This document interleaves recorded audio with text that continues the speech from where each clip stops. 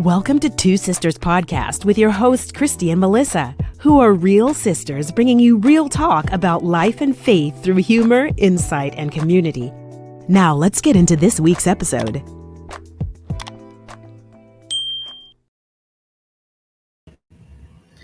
What's up, guys? It's Melissa and Kristy. I mean, if you gonna say your name, what is happening? And welcome to Two Sisters Podcast.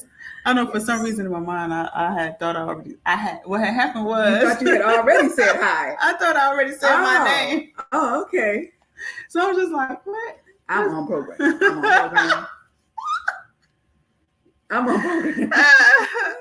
It's been one of those days. What's happening? Listen, so anyway, guys, like it's like what the end of the year is. Right. We got for real. It's been a year. It has been. It seemed long. It feels like it. It seemed like 2022 was a long year. Yeah. Well, guys, thank you for joining us. Thank you for coming in. This is really pretty much going to be kind of quick because we have it's like this one question that's packed with a lot of different things. Mm-hmm. So we just kind of like named it feeling pressure, but just really dealing with pressure, overwhelming, feeling overwhelmed, just, trying to combat that feeling of, it's not really like giving up, but just like giving in and succumb to just procrastination and just not wanting to do nothing. Like just forget it all. just like forget it. But yeah, we just wanted to. I literally it was one of these compounded question statements, basically, that I received, and it was and it's.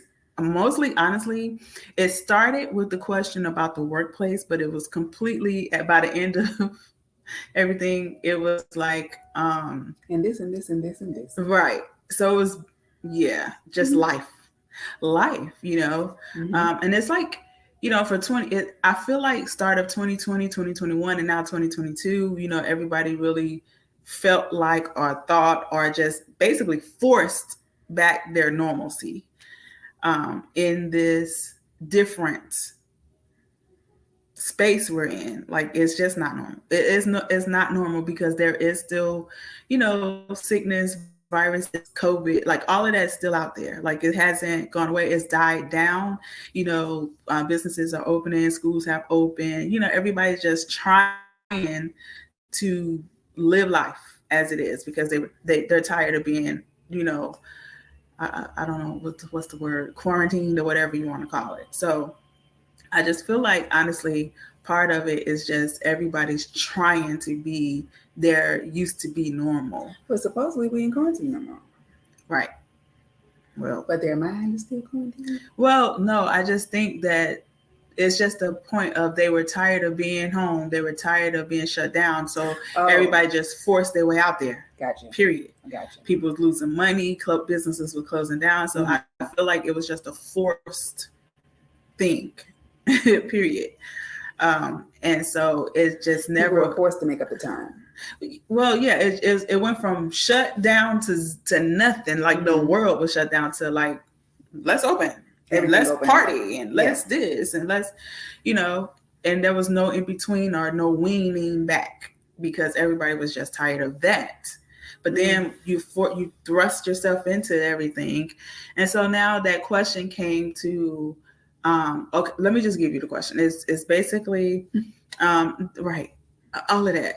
Dealing with the question was dealing with toxic working environment and just the toxicity of just how do you get through a toxic work environment?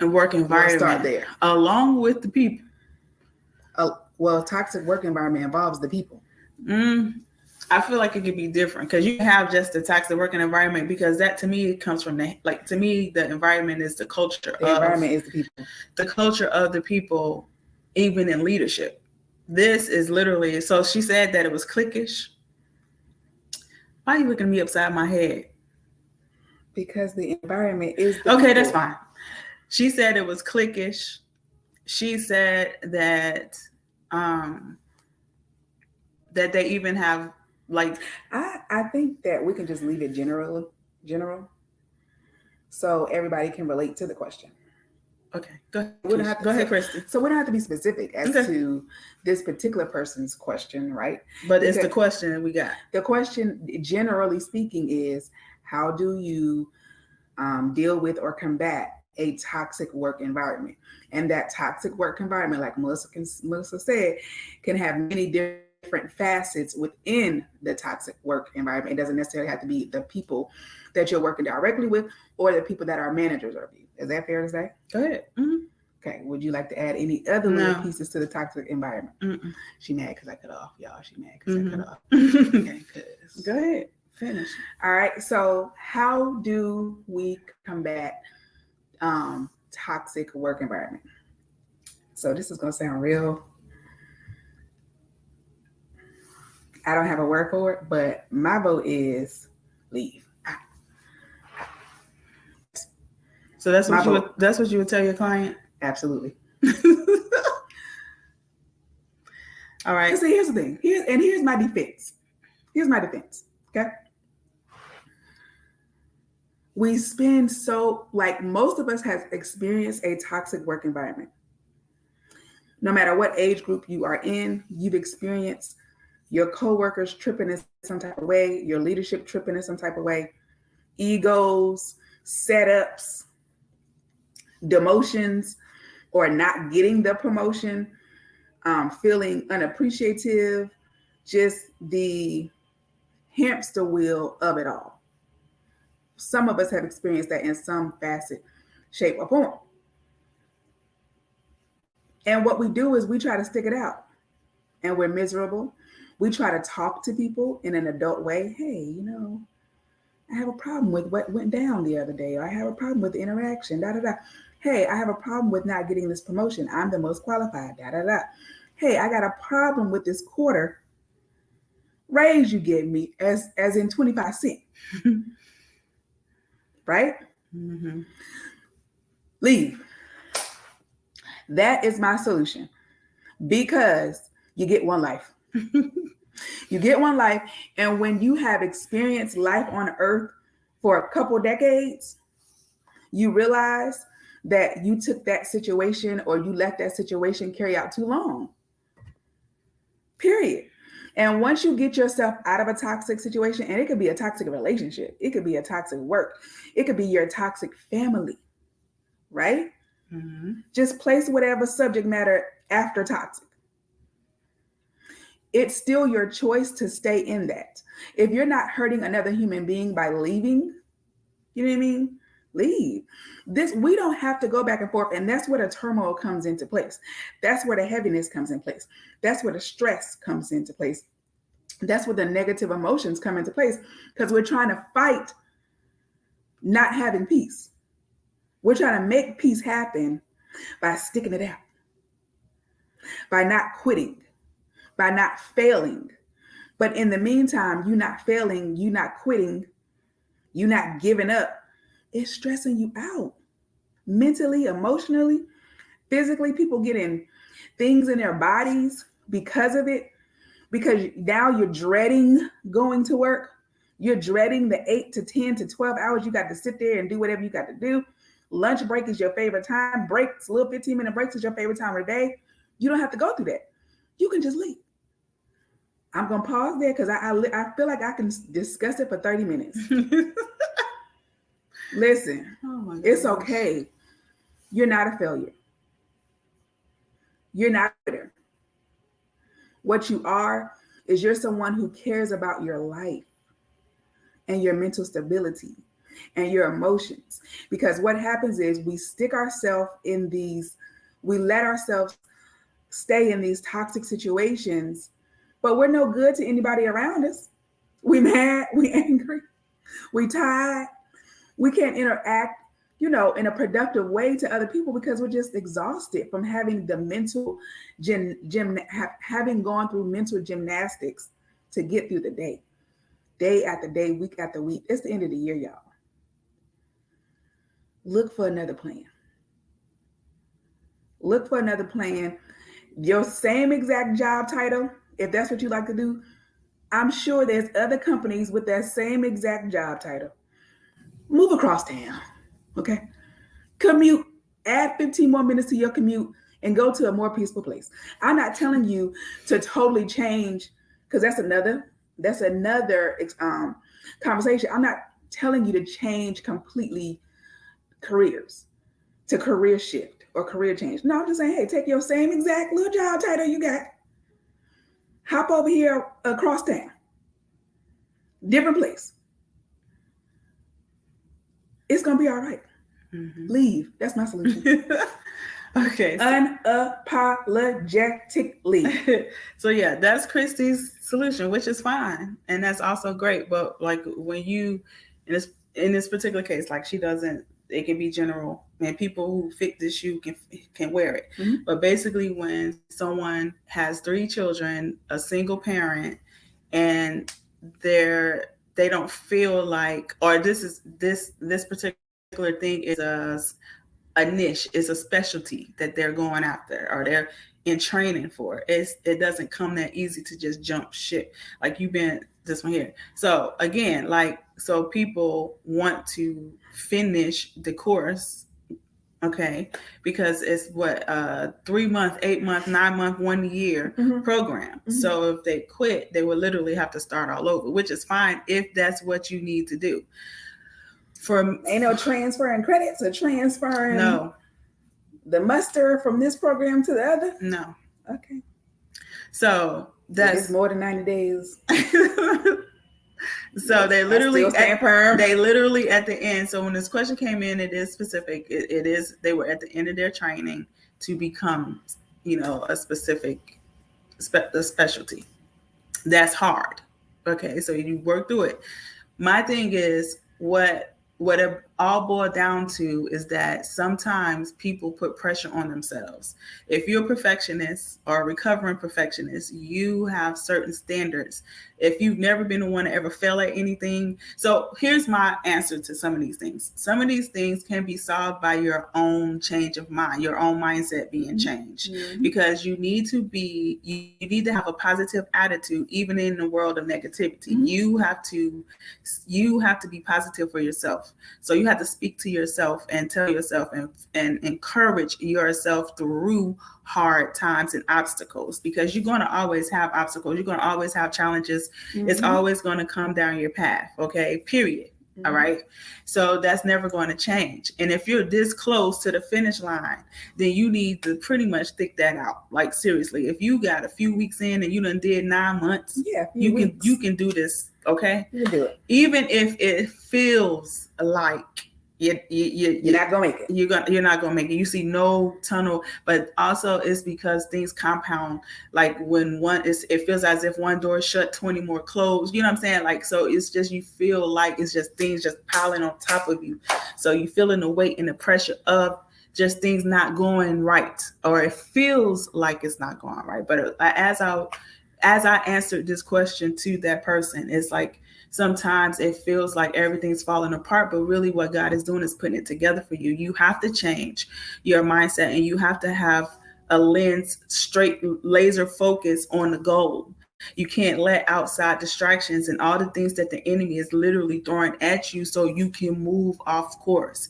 Okay, so when you're in purpose and you're on that track and that path on purpose, the leaving part is literally, to me, the last resort. Like it's the last resort. Like you, again, hold your thought, Keisha. I'll let you talk for 10 minutes. I was saying it was first. That's all I had. Okay, so last resort, because if you can see that finish line, and if first of all, just again, ask yourself, okay, am I putting pressure on my own self? Am I adding to the stress?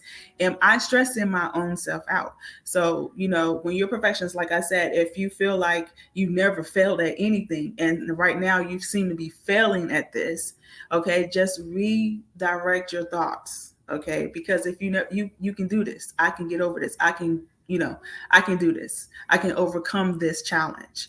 All right, so make sure it's not your own thoughts and your own voice telling you you can't, or you're your own worst critic. Make sure that's not happening.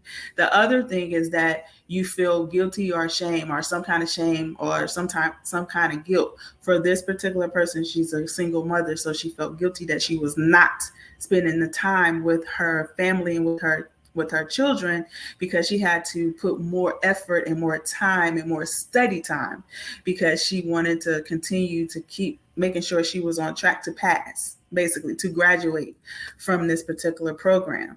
So also ask yourself, making sure that you are not, allowing the seeds of doubt and allowing the seeds of shame and opening the door for the enemy to again use that as a threat to your peace. Basically, this is a short term thing. It's only a couple more weeks. Some kids will be okay for a couple more weeks, a month, whatever it is. Like or what I basically also explained to this person, that maybe you need to discipline your house. So maybe you need to discipline your time better. So if you need to want to give more time, maybe you need to get up a little earlier or something. Like, make sure you're making the time, you're disciplined in time management, because that could be something too. So sometimes you might have to roll out of bed when you don't feel like it, just to spend the extra time, do extra things. Be specific to your kids, like what you can do as a group as opposed to individually. Like, you can do this. There's ways to make them feel like you're not around when you are. Okay, so just make sure that there's not little changes that you can make. And then, like I said, just make sure your mindset is positive and not worry about what's happening around you. I know my sister said that, the people make the environment. To me, I don't agree with that, because an environment can be different from the people. You can have this one bad person around you all the time that's always negative. That's not the same as the environment that you're working in. So to me, it's not the same. For her, it's everything. It's the people, it's the environment. Okay, so again, you can't allow yourself to worry about what's happening around you. You have to stay focused on you. Okay, so that was my little tidbit. That's my answers. And for me, the last resort would be to leave. So, yeah. But I'm also single with no children. I don't got to worry about it like that. You know what I mean? So everybody have to kind of weigh it out. My initial and first and always answer is to always pray and seek the guidance of the Holy Spirit to see if you should or shouldn't leave. Because again, he might want you there. Like, so. And sometimes it's a case of trusting God. Exactly. That you can get another position somewhere else. You can live somewhere else. If it is the apartment building you live in, them people crazy. You don't have to stay there. You don't have to stay there. No. You do not have to stay there. Your credit or whatever. If your credit shot, guess what? Money talks. Mm-hmm. If you come to a landlord and be like, so I know my credit score ain't what is your paper say it should be, but guess what? I'll give you 3 months up front. There are ways. There's like when you're stuck against the wall, you think of creative solutions. And exactly. I think sometimes it does come down to trusting yourself and your ability. Oh, well, I've been here for 5 years. I know, what's it called? The devil, which I don't like that term, but the problems, you know what these people do and how they act, and you know how to deal with it. As opposed to if you go to a different new environment, you got to start all over, right? There's a huge fear to start over. Mm-hmm. Yeah. And that could be a reason that's keeping you stuck. Melissa, she's the oldest. She's so responsible and mature. Oh my gosh. Okay. So we have different views on life and how that goes, right? So yeah, and whatever resonates with your heart, okay? Right. You are, sticking it out. Absolutely. We're not, whatever decision you make, let that decision bring you peace. Yep. Right? Mm-hmm. And sometimes that lack of peace is just you not having confidence in your own ability, and then you not having confidence in God. Yep, exactly. And that's what I was going to say. Once you and making the wrong decision. Yeah. Right. Well, that's the fear of making the wrong decision. But guess what? God's still gonna be there. Yeah. Trust me. Yep. We have made decisions in our life. We up and left less than $100 in our bank account collectively. Let's move to a different state. Okay. Is there a church there? Yep. Yeah. Is there an airport? Hospital. Let's go. Pharmacy. Check. And we're on the road again. Okay. Listen. And some of those decisions were not good decisions, but God always kept us. Literally. You know, so that fear of making the wrong decision, sometimes you just got to jump out there and just trust God. You know? And I'm going to say, like, he's still going to love you. He's still going to love you. He's never going to leave you. His love is not going to dissipate. Oh, come on, vocabulary. While she's celebrating over there. It's not going to go away. His love for you is not going to go away because you make a wrong choice. You feel like you're making a wrong choice. Or you feel like you did. He still got your back. Yes, he does. Just be like, Lord, I'm sorry. You get there, you get to Oklahoma and be like, so because you're making this wasn't the best idea, Lord. Can you help me? Help you could, because in your heart, at least for me, I've always made the decisions I thought were the best at the time. Girl, we thought at the time. I thought it was sanctified and approved. It right. was all the opposite of that.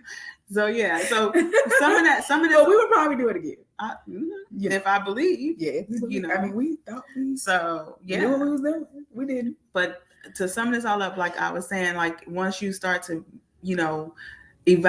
self-evaluate those thoughts and what you're saying and how you're feeling, like against God's word, like make sure it's not you, because then you open up the space creatively, like you open up the space to receive and hear God's voice, the leadings of the Holy Spirit to lead you and guide you.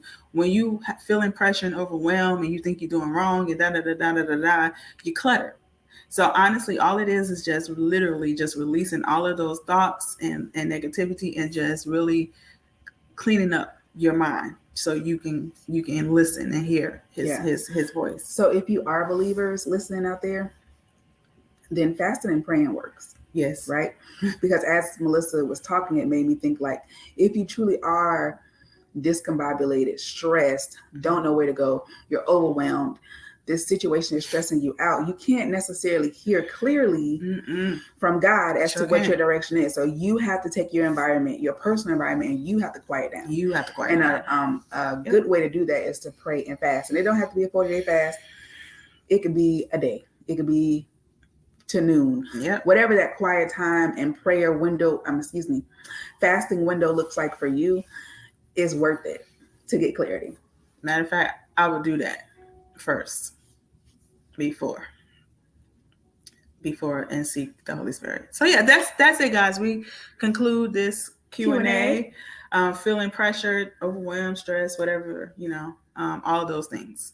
These are tidbits that we just wanted to share. So thank you guys for listening. Till next time. Bye. Thank you for listening to the Two Sisters Podcast, where we hope to encourage you on your journey of transformation and healing while having fun along the way. Follow us on IG and Twitter.